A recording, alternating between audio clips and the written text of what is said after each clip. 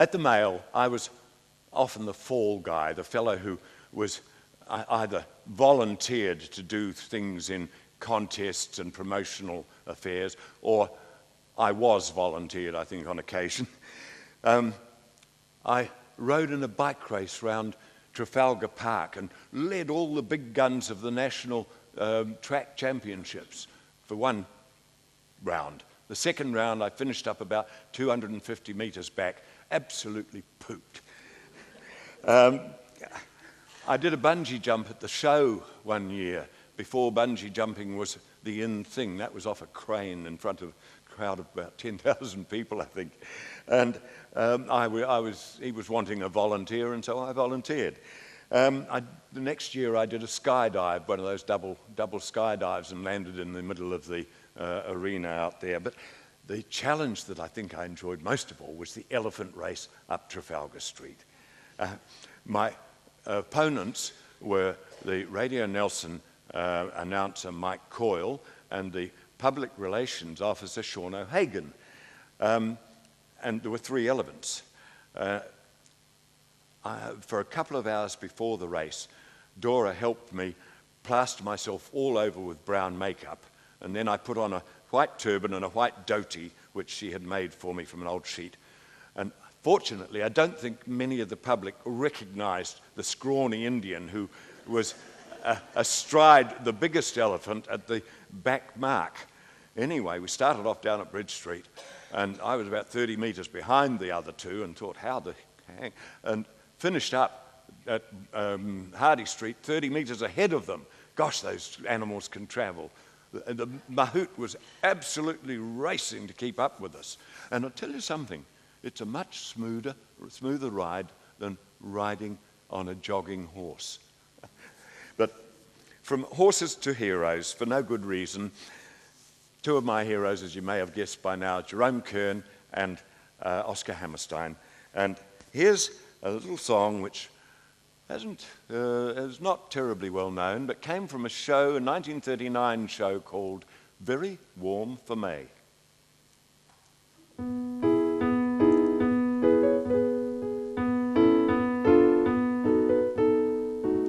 Time and again I've longed for adventure, something to make my heart beat the faster. What did I long for? I never really knew. Finding your love, I found my adventure. Touching your hand, my heart beat the faster. All that I want in all of this world is you. You are the promised kiss of springtime that makes the lonely winter seem long. You are the breathless hush of evening that trembles on the brink of a lovely song. You are the angel glow that lights a star, the dearest things I know are what you are. Someday my happy arms will hold you, and someday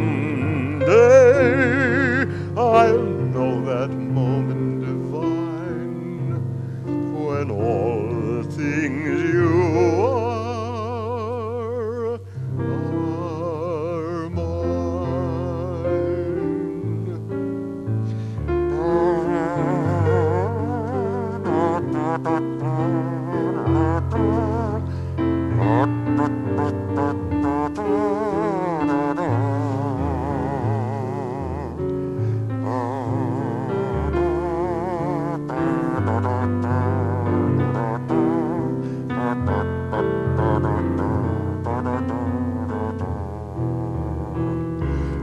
are the angel glow that lights a star, the dearest those things I know are what you are. Someday my happy arms will hold you, and someday I'll know that moment divine when all the things you are mine.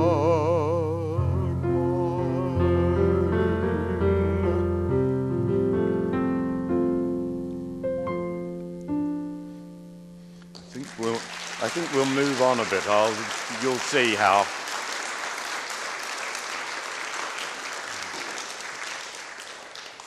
After my 18 years at the Mail, I decided it was time for a change. And in my 50s, I managed to get the job, at 53, of Top of the South reporter for the Rurals programs of National Radio. And I spent 13 very happy years working there. One of the areas that I was concerned with and that worried me was the apple picking industry and the apple growing industry. And I think a few years ago, the parliamentarians did the wrong thing when they pulled the rug out from under the Apple and Pear Marketing Board's system. The board had a marketing regime second to none, which was the envy of most of its competitors overseas, and all of its competitors overseas, in fact. And the Fruit Growers Federation was solidly behind the Apple and Pear Board in supporting that one-desk selling operation, apart from a handful of renegades and a few greedy entrepreneurs. And yet, politicians listened to those people and killed the one-desk selling operation, and in the process, we have seen a sharp decline in New Zealand's pip fruit industry. The same thing had happened in Australia 50 years ago. They never got their export industry back again. It killed their industry. In the past 10 years, we have had 800 New Zealand pip fruit growers, most of them with 30 years or many years of experience, driven out of the industry. Doesn't make sense. But there we are. That's what happens.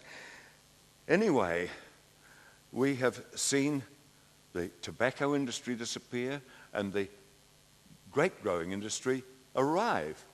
And that, in the past 10 years, that grape growing industry has just burgeoned. I'd like to sing you a song from an early period of grape growing.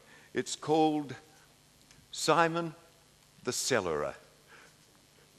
We've jumped forward a little bit. That's why Pauline's looking a little concerned.